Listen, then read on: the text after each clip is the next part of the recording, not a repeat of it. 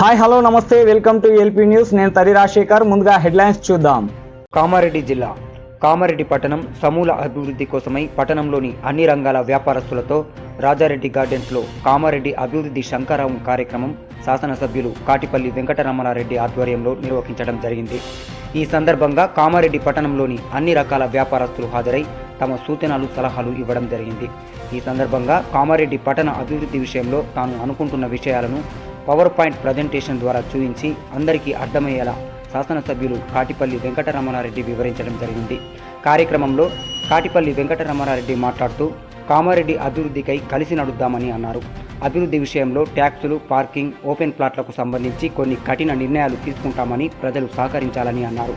రాష్ట్రంలో ఇతర పట్టణాలు మనల్ని ఆదర్శంగా తీసుకోవాలని అన్నారు. అన్ని వర్గాల వ్యాపారస్తులు సహకరిస్తేనే అభివృద్ధి సాధ్యమవుతుందని అన్నారు. అవినీతి కారణంగానే కామారెడ్డి అభివృద్ధి కుంటుపడిందని గుర్తు చేశారు. అభివృద్ధి విషయంలో సలహాలు సూచనలు ఇవ్వండి, ఆచరించి చూపిస్తానని అన్నారు. 480 మొత్తం కదా, ఇలా 480 ఓపెన్ ప్లేసులు 480, ఇలా 200 కంసాలు 200 ఆల్రెడీ ఆక్యుపైడ్ అయిపోయాయి. ఎట్లా